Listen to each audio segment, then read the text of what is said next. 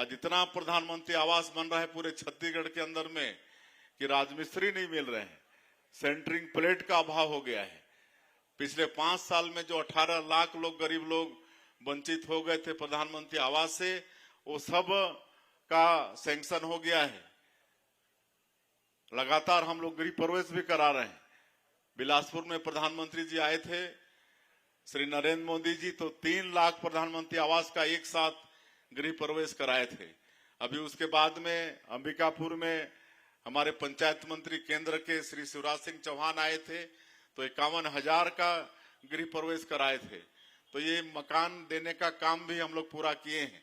अब आवास प्लस का सर्वे हुआ है।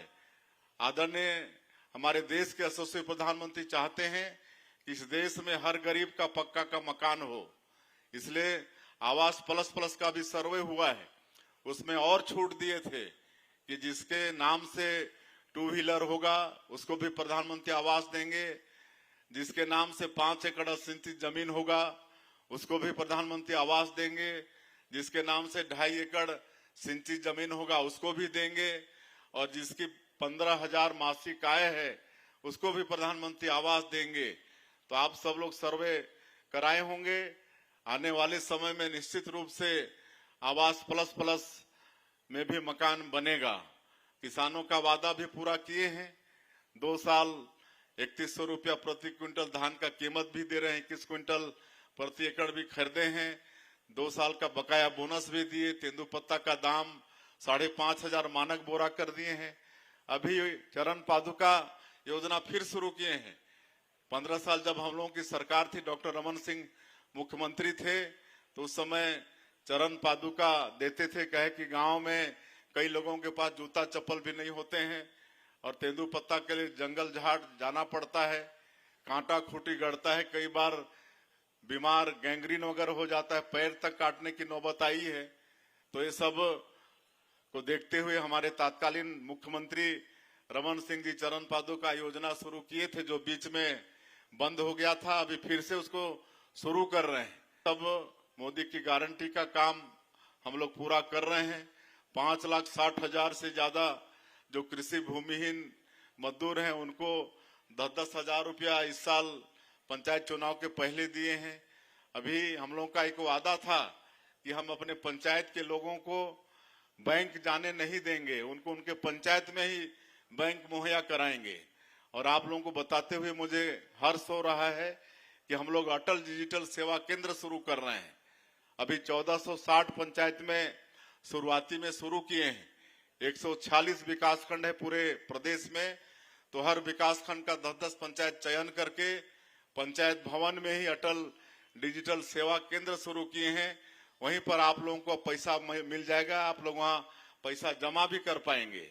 और अगले 6 महीना में 5,000 पंचायत को फिर अटल डिजिटल सेवा केंद्र से जोड़ रहे हैं। और आने वाला साल 24 अप्रैल जो पंचायती राज दिवस होगा, तो जितने भी पंचायत हैं छत्तीसगढ़ के अंदर में, उनको सबको अटल डिजिटल सेवा केंद्र से जोड़ देंगे। तो आपको मतलब पंचायत से बाहर जाना ही नहीं पड़ेगा, बैंक आपके घर में आएगा। अभी आपका भूमि रजिस्ट्री में बहुत हेराफेरी होता था, तो उसको भी हम लोग ऐसा कर दिए हैं कि अब कोई गलत रजिस्ट्री भी नहीं होगा। नामांतरण भी रजिस्ट्री के साथ साथ ही हो जाएगा, नहीं तो नामांतरण के लिए भी चक्कर लगाना पड़ता था पटवारी तहसीलदार का, अब वो भी लगाना नहीं पड़ेगा। रजिस्ट्री के साथ ही कुछ मिनट में ही नामांतरण भी हो जाएगा। तो ऐसा सब काम हम लोग सरकार में रहते हुए आप लोगों की सुविधा के लिए कर रहे हैं। आज सब ज्यादा बताने की आवश्यकता भी नहीं है, आप सब लोग जानते भी हैं। सरकार की योजनाओं को जान समझकर उसका लाभ लेने की भी आवश्यकता है। पूरा जो भी क्षेत्र में, जसपुर में मेडिकल कॉलेज भी पास हो गया है, मेडिकल कॉलेज भी होगा। अब हमारे जिले के बच्चों को डॉक्टरी की पढ़ाई के लिए बाहर जाना नहीं पड़ेगा। एक नर्सिंग कॉलेज भी सैंक्शन हुआ है।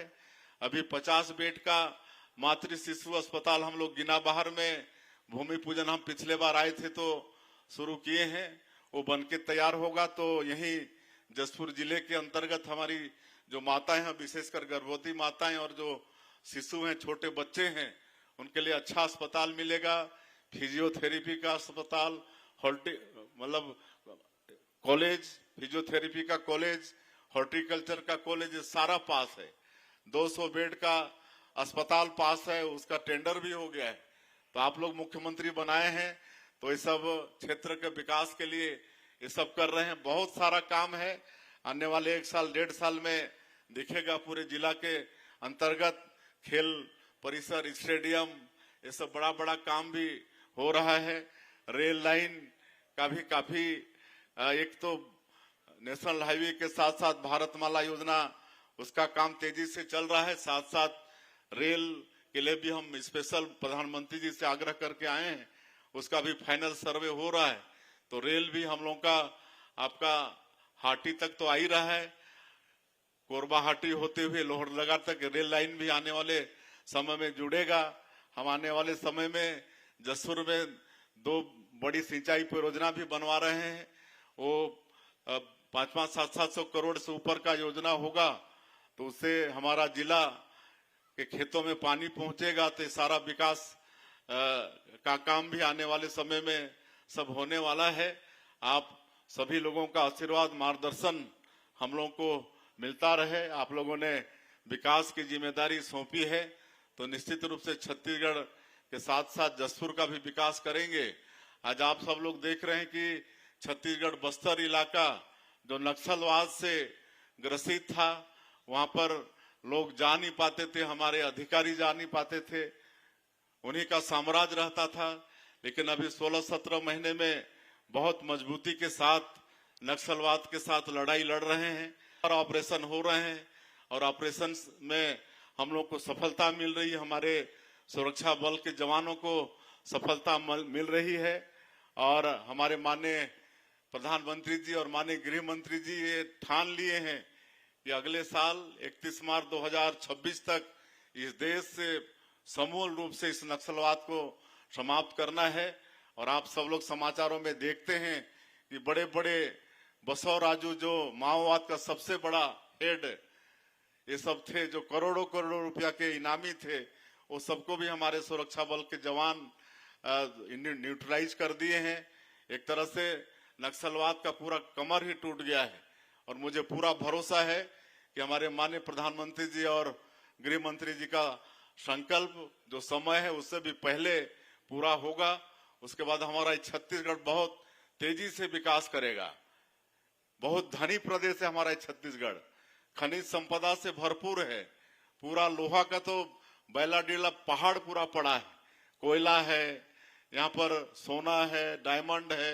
मैं जहाँ देवभोग की बात किया वहां पर हीरे का खदान है, लिथियम है।